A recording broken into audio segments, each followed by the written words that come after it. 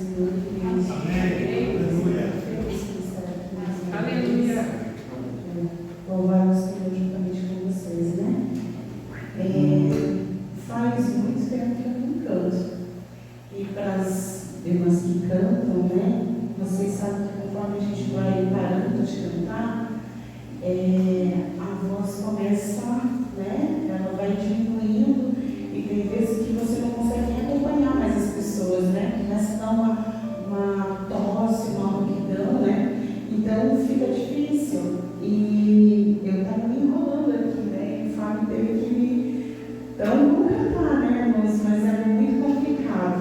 Mas se vocês me ajudarem, nós vamos estar louvando ao Senhor juntos e glorificando o nosso Senhor, porque Ele merece, né? A Ele toda a honra, toda a glória, toda a nossa adoração.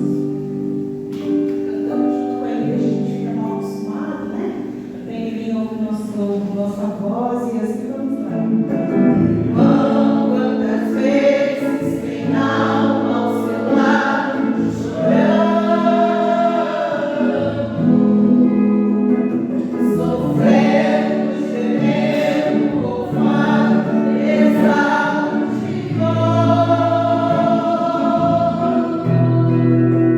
Se ela chegar a vencer, você é o culpado.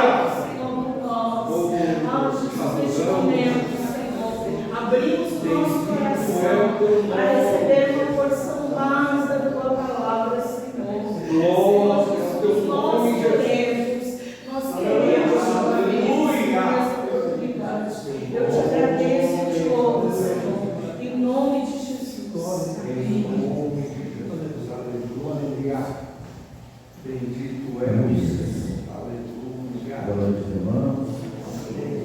Na paz do Senhor, amém? Estou feliz mais uma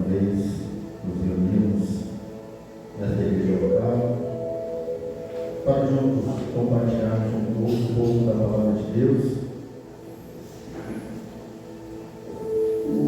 porque a palavra do Senhor ela é viva, ela é eficaz e ela transforma. A palavra do Senhor diz que um plano, outro rega, mas quem dá o crescimento é Deus. Então a nossa função é semear a palavra de Deus. Alguns têm cuidado desta palavra que tem sido semeada, mas o crescimento não foi nos dado este poder para que as coisas possam acontecer, mas exclusivamente pela vontade de Deus, porque é através do Espírito Santo que a palavra fala ao nosso coração, e é através do Espírito Santo que ele nos convence do erro, do pecado, e nos mostra a justiça de Deus. Amém? Amém. E eu creio que cerca de um mês atrás eu estive aqui e começamos a trazer uma palavra, e foi uma noite abençoada, e Deus assim soube que por diversos momentos acabasse a luz, né? E eu falei assim, olha, uma próxima época, uma próxima oportunidade, eu concluo essa palavra. Aí, passando os dias, eu vai lá terminar a palavra. Pela misericórdia de Deus, nós estamos aqui. Eu não quero ler o mesmo texto que eu li naquele dia, só que um pouquinho mais para frente. Tiago,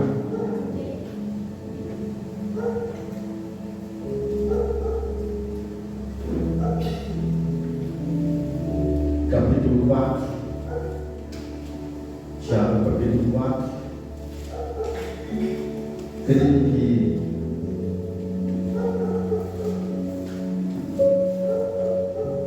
nós falamos entre o 8 e o 9, mas para a gente dar um pequeno resumo do início, então vamos ler o 9. Tiago, capítulo 4, versículo 9.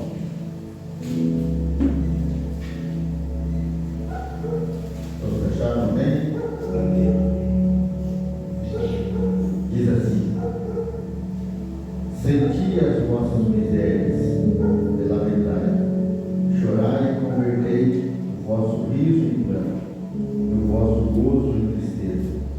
Humilhai-vos perante o Senhor, e Ele vos exaltará. Irmãos, não faleis mal uns aos outros. Quem fala mal do seu irmão, julga o seu irmão.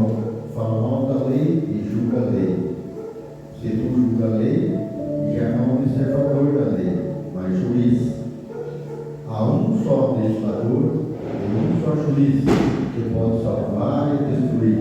Tu, porém, quem és, que julga o outro.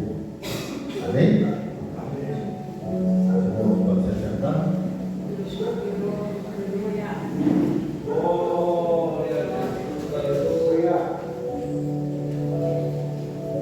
Os irmãos lembram que esse livro de Tiago foi escrito pelo irmão de Tiago, não o apóstolo Tiago. E esse irmão de Tiago, ele só teve a conversão após a morte e a ressurreição de Cristo. Nós vemos que, segundo estudos dos teólogos, falam que no dia do Pentecoste, ao qual domingo passado se comemorou, lembra, 50 dias depois da Páscoa, nós tivemos a Páscoa, 50 dias depois, 50 dias de Pentecoste, se comemorou o dia do Pentecoste no ano passado. Então, no dia do Pentecoste, aonde estavam cerca de 120 pessoas, segundo relatos, Tiago irmão de Jesus Cristo, agora sim estava reunido ali e foi cheio do Espírito Santo.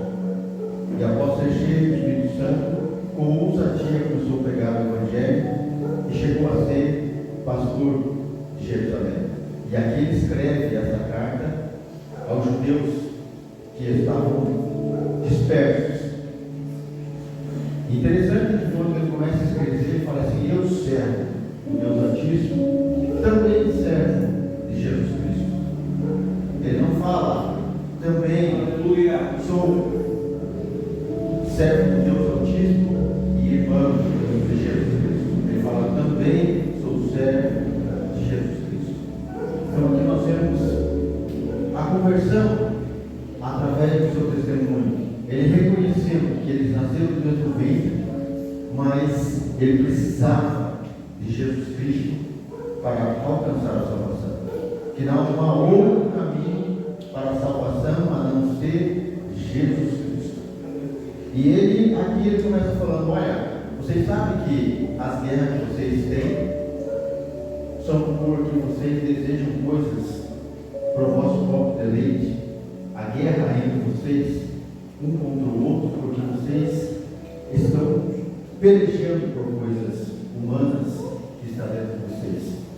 E ele fala no começo: vocês cobiçais e nada tendes, vocês pedis e nada recebeis.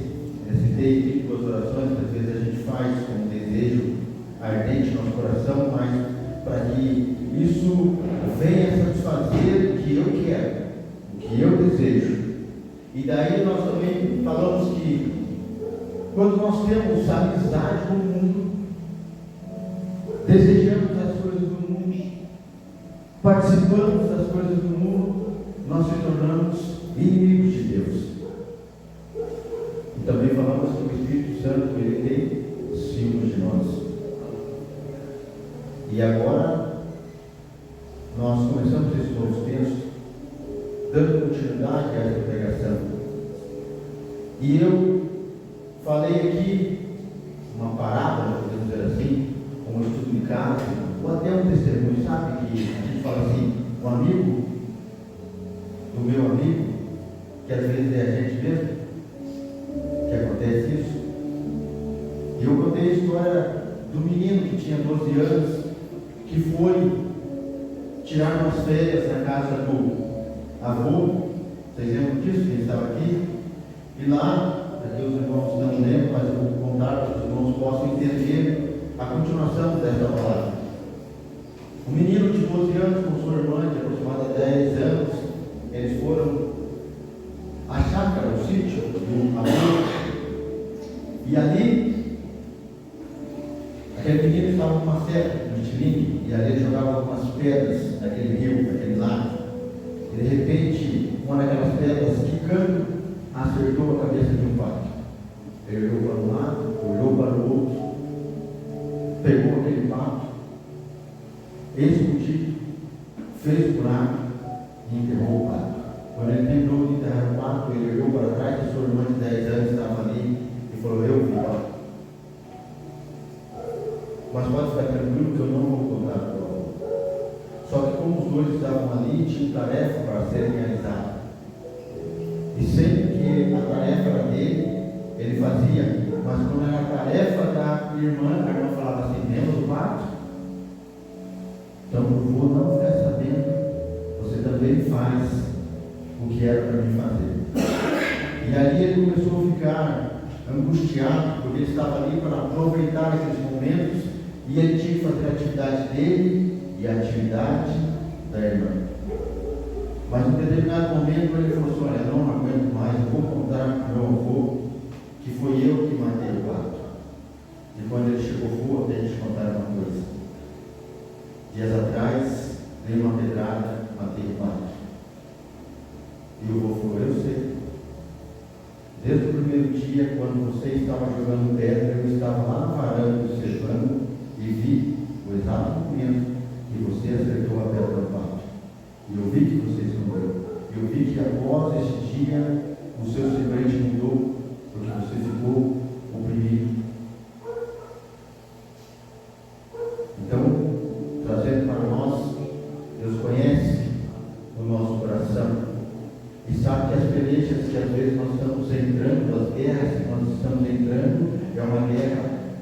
dentro de mim. É uma guerra do meu ego, é uma guerra do meu desejo, é uma guerra da minha vontade. E o Senhor está só falando, olhando. E a menina, podemos dizer que simboliza o inimigo das nossas vidas, que sempre está falando: eu vou contar, eu vou contar.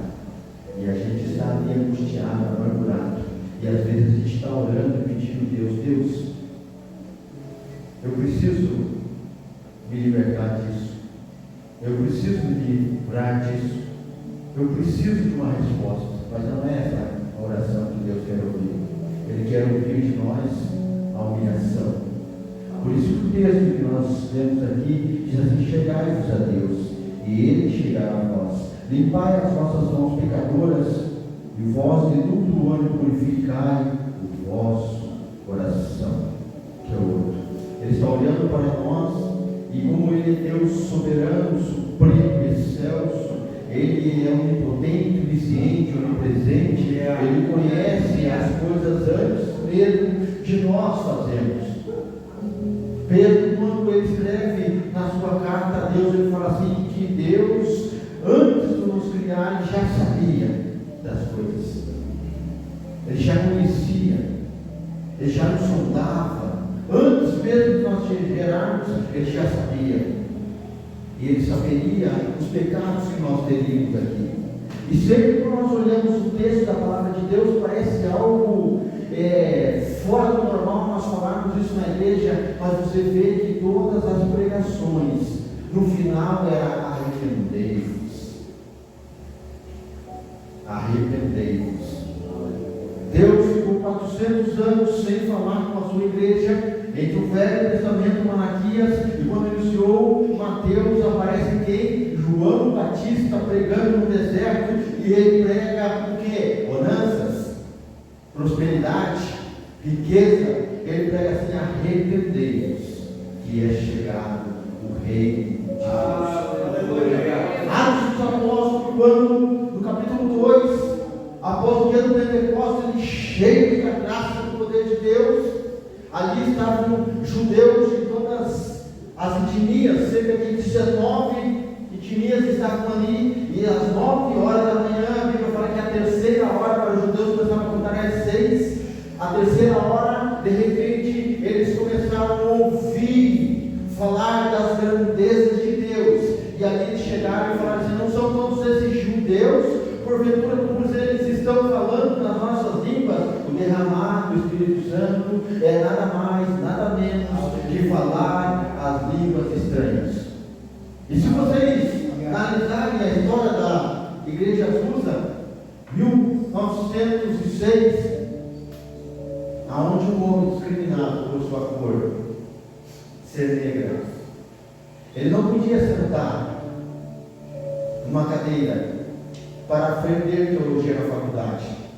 Mas aquele homem que estava ensinando, o pastor, falou assim: eu vou abrir uma exceção para você, eu vou deixar a porta aberta, e você pode assistir às aulas no corredor. Mas este homem não desistiu, continuou ali aprendendo a palavra de Deus. E foi este homem que, em um determinado momento, em sua casa, reuniu um pequeno grupo de homens e mulheres para orar por 10 dias, porque o Pentecoste foi a oração de 10 dias. E ali, ele orando no terceiro dia, a história fala que um homem chamado Mick estava com câncer e falou: hoje eu não vou poder ir na campanha de oração, podemos dizer assim. Mas William, esse negro pastor, chegou até ali, fez uma oração por ele, e ele se sentiu melhor. E ele foi até a casa, e ali, buscando de Deus a graça, desceu sobre aquele lugar, na casa, na rua Azusa, o Espírito Santo. E a filha de Lídia, que era semi-analfabeta, cheia do Espírito Santo, sentou em um piano, começou a tocar aquele piano e cantar em 4 idiomas. E a história diz que aqueles idiomas seguiram ela até a sua morte.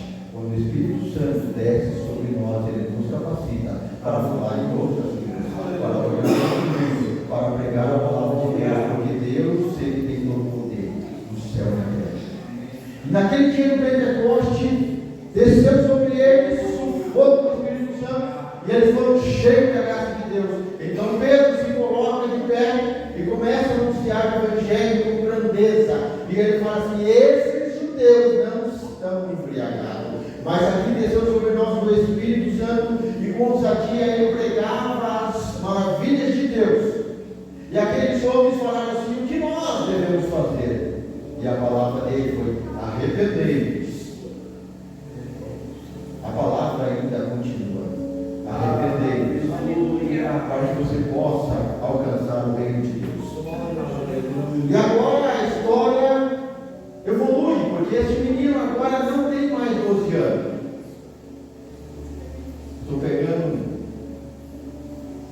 uma ponte, podemos dizer assim, pelo testemunho que eu ouvi hoje pela manhã, uma pregação onde estava na minha igreja, que era Salmo 9.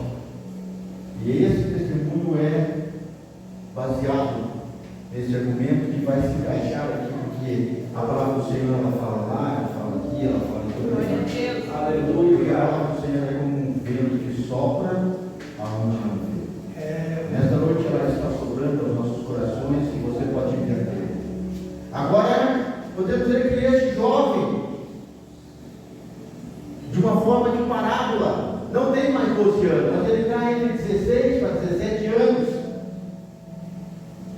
E ele vê o seu amigo que já começa a dirigir um carro do pai. Quem nunca fez isso? Com 15, 16 anos, né? Já quer pegar o carro do amigo, do pai, para dar uma voltinha. E o argumento foi que ele falou assim: pai, posso lavar o carro? Pode. Tirou o carro da garagem, lavou o carro, guardou na garagem. No outro final de semana: pai, posso lavar o carro? Pode. Ligou o carro, tirou na rua, lavou o carro, guardou o carro. Passou outra semana: pai, posso lavar o carro? Pode. Pegou o carro, tirou da garagem, lavou o carro, deu uma volta na rua. Na outra semana, falou assim: pai, posso lavar o carro? Pode. Pegou o carro, tirou o carro da garagem, lavou o carro, andou 2 quadras. No próximo final de semana, falou: pai, posso lavar o carro? Pode lavar o carro. Pegou o carro, saiu da garagem e foi para outro bairro. Chegou no outro bairro, encontrou o seu amigo, também de menor, também com um carro do seu pai. Aí que era este rapaz, com Voyage, segundo ele, ano 86, e o outro com o Chevette. E olharam assim, uma rua de terra, um olhou para o outro e falou: vamos fazer um racha? E começou o racha. Em determinado momento, se perdeu uma curva, capotou e deu PT no carro. De repente, ele sai do carro e olha a situação do carro capotado, com perda total. O amigo dele chega e fala: meu Deus, o que aconteceu? E o texto que eu li, capítulo 9, diz assim: senti as vossas misérias, e lamentai e chorai, convertei o vosso riso em pranto, e o vosso gozo em tristeza. Aquilo que era uma satisfação, aquilo que era um gozo, agora começa a ser o quê? Momento de lamentação e choro.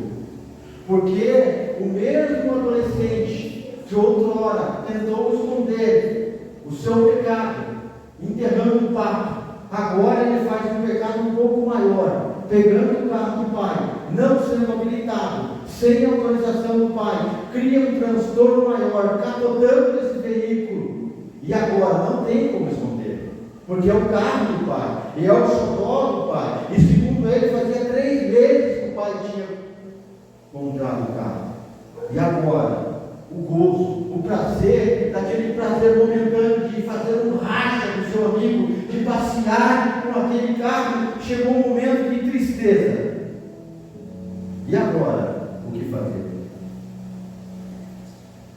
A não ser chorar e lamentar e se prantear, e a tristeza tornar-se em choro. E agora o que fazer? Não tem o que fazer. O que eu e você faria? Não tem como, de uma hora para outra, eu recuperar um carro que capotou.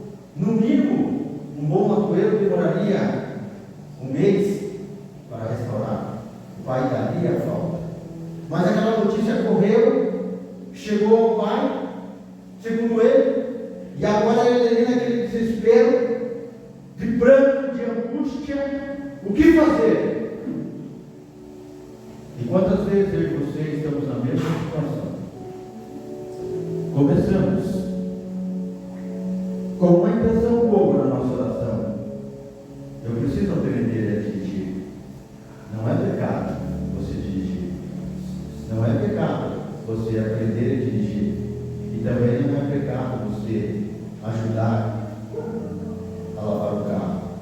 E também não é pecado você tirar o carro ali fora para fazer uma manutenção.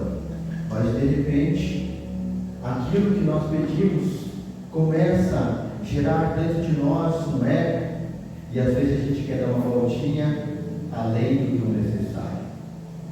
Quantas vezes eu e você não demos uma voltinha neste mundo além do necessário?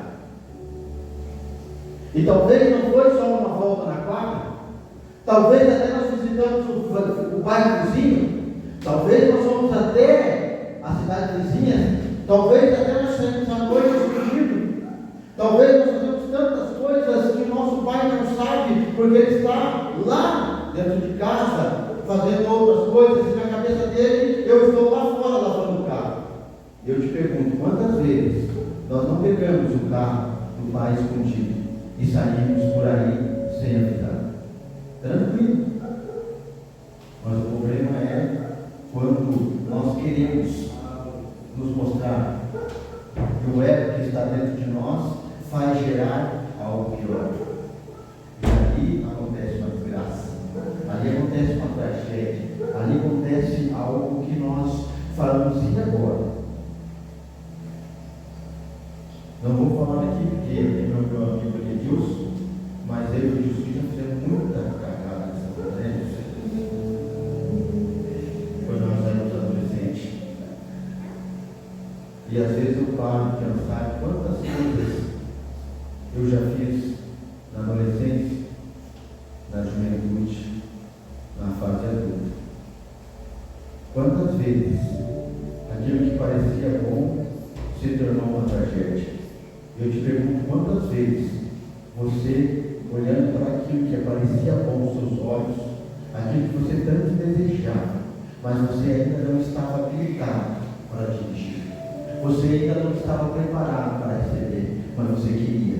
É a oração que às vezes a gente faz porque nós pedimos as coisas para Deus, e Deus, como Pai, Ele sabe o momento exato de nos dar, porque muitas das vezes nós queremos aquilo para o nosso próprio deleite, nós queremos aquilo porque o nosso coração está cheio de vontade, porque as guerras acontecem, porque o meu amigo que tem 16 anos também pega o carro do pai, ele também passeia na rua, ele também dá carona para as menininhas, ele também se amostra, eu também quero fazer isso, porque o meu pai também tem um carro, eu também quero sair. Então a gente começa a analisar a vida do outro, que é tão boa, e parece que a grama do vizinho é mais verde que a nossa. Tudo isso está dentro do nosso coração, e nós começamos o quê? A despertar.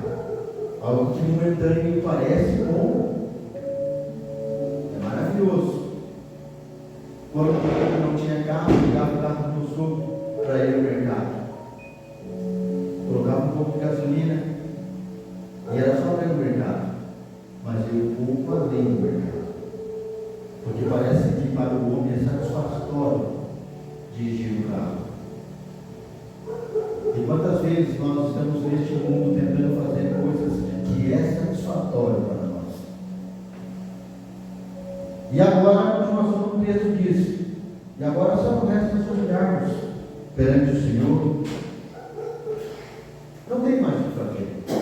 O carro já capotou e as pessoas já estão lá em casa avisando o pai que o filho sofreu um acidente.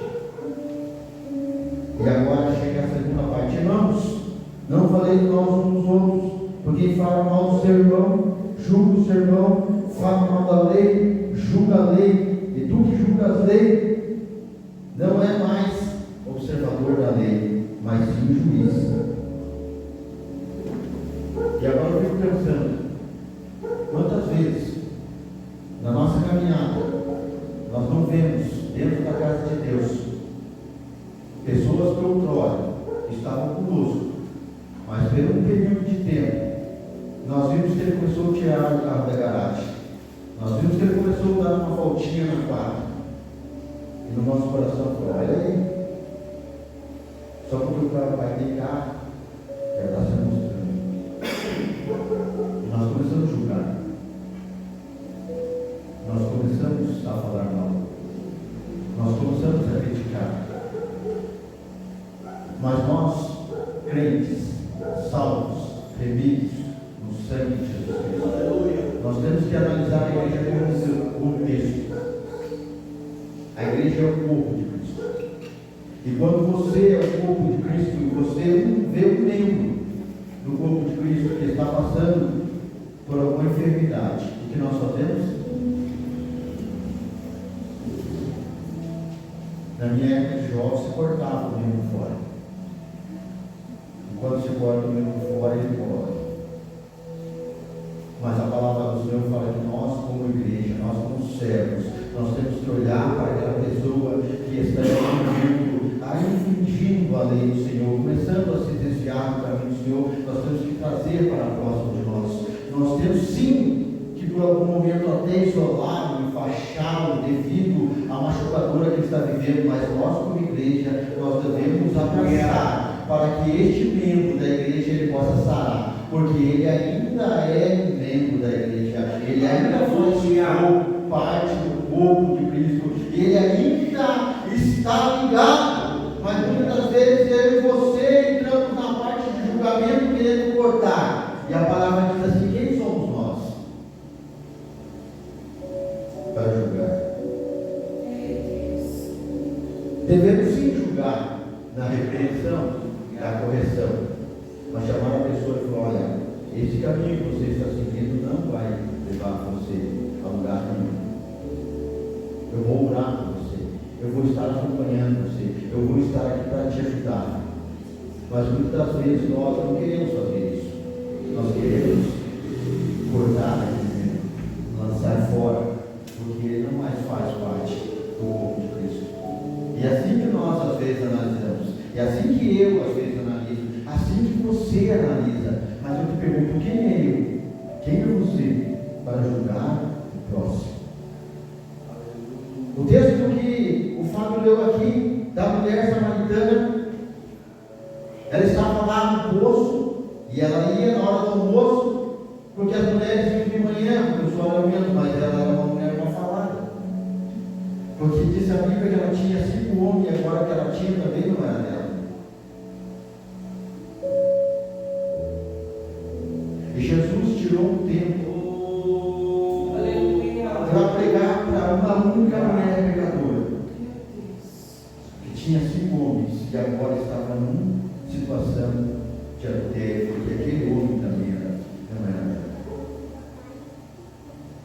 Mas no final da conversa, nós sabemos que ela saiu dali redimida. Porque aonde chega a palavra do Senhor, ela chega não para perder, não para condenar, mas para salvar. Porque o Espírito Santo, quando ele impacta na nossa vida, ele nos mostra quanto nós somos nus, pecadores, miseráveis. Quando nós dependemos da graça do Senhor. Quando nós começamos a olhar a palavra do Senhor, nós começamos a entender como Tiago fala assim: olha, eu sou servo de Deus Altíssimo e também servo de Jesus Cristo. E em nenhum momento ele fala: Jesus Cristo é meu irmão. Não.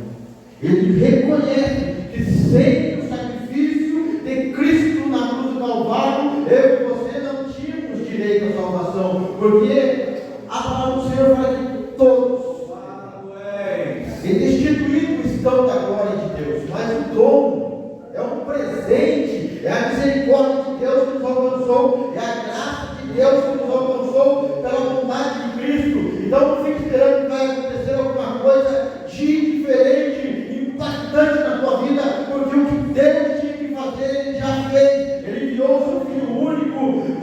vir aqui neste mundo para crescer como homem, para morrer na cruz do Calvário, para o perdão dos nossos pecados. Glória, aleluia. E ali naquele momento que ele estava angustiado na cruz do Calvário, sendo humilhado, cuspido, como uma lança, pegaram uma esponja, ungida em vinagre.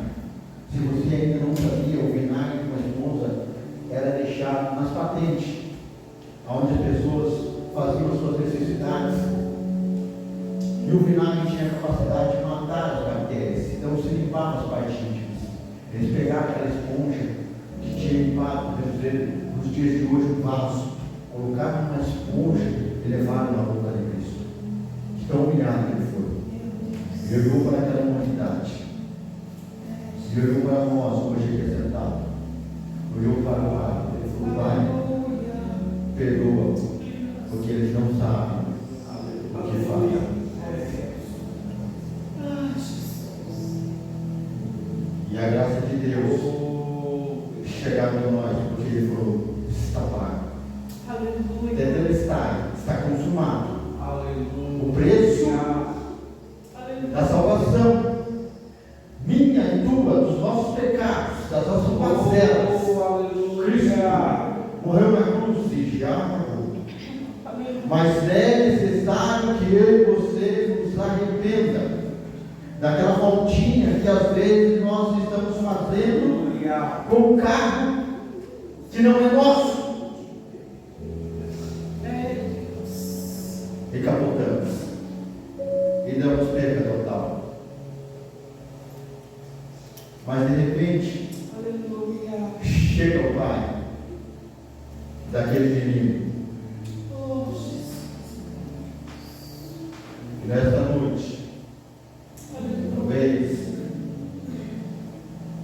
você esteja chorando. Talvez nesta noite você esteja em pranto. Talvez esta noite o seu prazer, o seu gozo, o seu riso já se transformou em amargura, porque agora você não está mais usufruindo daquele benefício que está desfilando com o carro do Pai. E talvez você veio nesta noite buscar uma resposta de Deus, mas você chegou aqui com o carro capotado. E você está olhando e está falando: não tem mais saída, porque o meu Pai está vindo aí.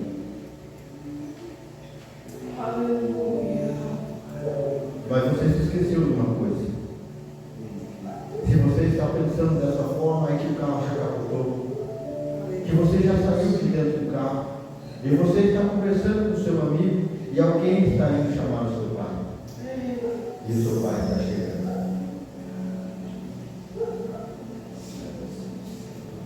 E o seu pai chega agora e pergunta para aquele filho: está tudo bem com você? Oh, glória. Aleluia. Que bom que está tudo bem com você. Aleluia. Glória. O teu carro é um bem material. O teu carro a gente pode comprar muito. Mas eu louvo a Deus porque você ainda está vivo. Oh, aleluia. Nada de mal aconteceu com você. Aleluia. E dias atrás eu vejo no Facebook um rapaz, um senhor jovem, com uma criança com 7 anos que estava com uma saveira branca, talvez algum de vocês viram. Ele estacionou uma chácara que tinha uma rampa, e ele estava lá olhando. De repente o filho dele olhando o carro, puxou o freio de mão e o carro começou a descer a ladeira. E ele saiu correndo, e ele falou: pula, e o filho pulou, e o carro foi. Ele colocou a mão na cabeça e falou: meu Deus. E o filho olha para ele e fala assim: pai, me perdoa. E ele corre, abraça o filho e fala assim: está tudo bem com você? Talvez eu, Daniel, talvez o pai, talvez o Edilson, talvez alguns de nós estejamos neste momento querendo ser juiz na sua vida. Mas eu te digo que o Pai está chegando E Ele está perguntando: está tudo bem com você? Aleluia. Porque o mais importante é a sua alma. Aleluia. Talvez você perdeu os bens, talvez você perdeu um filho, talvez você perdeu um casamento, talvez a sua vida está tudo destruído. E você está olhando o que fazer, que rumo tomar. Mas a palavra de conforto veio para você nesta noite. O Pai está perguntando: está tudo bem? Eu já paguei o preço, eu já morri na cruz. Veja, está tudo bem com você? Aleluia. E Ele te chama para um abraço confortável, para que você entenda que Cristo morreu na cruz do Calvário. Não é por bens materiais que Ele morreu, não é para essas coisas que nós estamos com uma guerra, como nós vemos no início, com o nosso coração está angustiado em busca de tantas coisas materiais, mas nesta noite Jesus Cristo está chegando até nós e falou assim: tudo isso não tem importância, mas o que tem importância para mim é a sua alma, é a salvação que eu quero te dar, é te redimir, é te salvar, é te libertar, porque os bens materiais não tem problema. Não tem problema. Se você perdeu tantas coisas na sua vida, mas o Pai está aqui hoje para te dar um abraço. Talvez você esteja com um filho pródigo, desviou, saiu, fugiu, gastou tudo, está com um mendigo miserável, e você vem vindo, sem coragem, sem forças, porque quantas vezes nós pegamos o carro do Pai emprestado, e depois nós não temos a moral de nos apresentarmos ao Pai. Mas o filho pródigo, ele falou assim: olha, na casa do meu Pai há muitos jornaleiros que têm abundância de droga. E nesta noite eu quero te dizer: você não é jornaleiro. Você não precisa ficar fazendo coisas como servo, como trabalhador, para falar assim: eu quanto tenho feito nas suas orações, quanto eu tenho feito, mas o Senhor não tem me dado nada. Mas saiba que você é filho. E o filho, ele não precisa ficar se humilhando, porque ele já foi salvo. Ele já tem a salvação, ele é já redimido. Mas basta que o filho retorne para a casa do Pai. E nesta noite é dia de eu e você retornarmos para a presença do Senhor. Aleluia. Porque a palavra do Senhor diz assim: que o Senhor é o justo juiz, e Ele nos julgará, mas ainda não é agora. Ele nos julgará, mas ainda não é hoje. Ele nos julgará, mas ainda não é neste culto. Mas neste culto Ele está de braços abertos, como o Pai estava esperando o Filho pode voltar. E hoje Ele quer fazer uma festa, colocar em sua mão uma aliança, sandálias em seus pés, uma roupa nova e uma festa. Você está disposto? Vamos orar? Aleluia. Glória a Jesus. Aleluia. Sempre eu dar no bolso, mas eu nunca consegui usá-lo.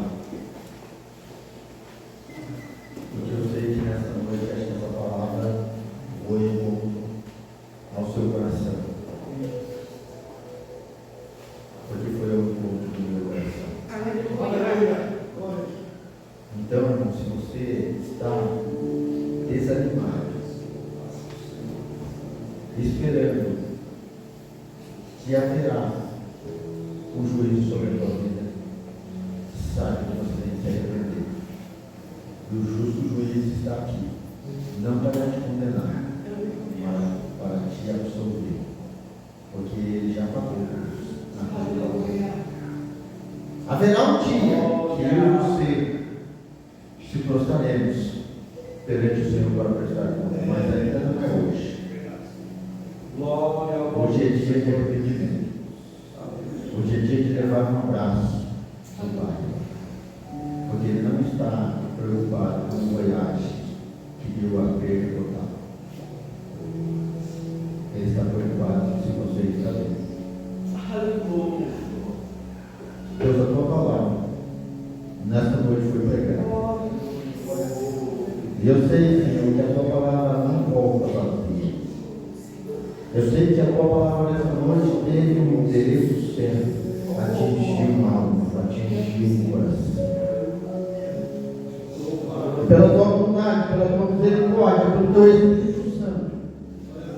Que teu Espírito Santo trabalhe em cada coração nesta noite, para que nós possamos entender que o Senhor pagou um alto preço e foi um preço de sangue para a remissão dos meus pecados. E nessa noite, Senhor, eu reconheço que sem a sua misericórdia, sem a sua graça, sem a sua bondade, sem o seu perdão, eu nada sou, nada posso, nada tenho. E eu estou aqui, Senhor, lamentando pelas minhas derrotas, pelas minhas fraquezas, pelas minhas limitações, pelos meus pecados. Mas eu sei que neste momento o Senhor está olhando para o nosso coração, para a nossa vida.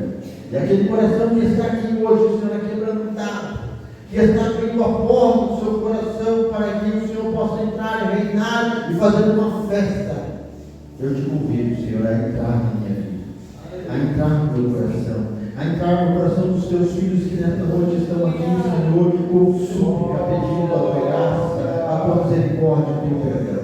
Trabalha em nossos corações, trabalha em nossa mente, transforma-nos, Senhor. Porque muitas das vezes nós estamos andando por ali, Senhor, com o nosso coração no ego, no egoísmo.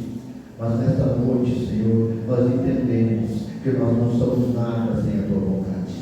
E quando nós entendemos que não somos nada sem a tua vontade, o Espírito Santo chega para nós.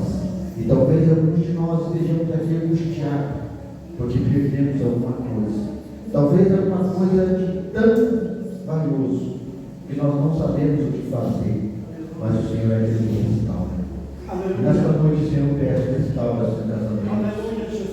Restaura, Senhor, filhos que estão na droga, filhos que estão na prostituição, filhos que estão no alcoolismo.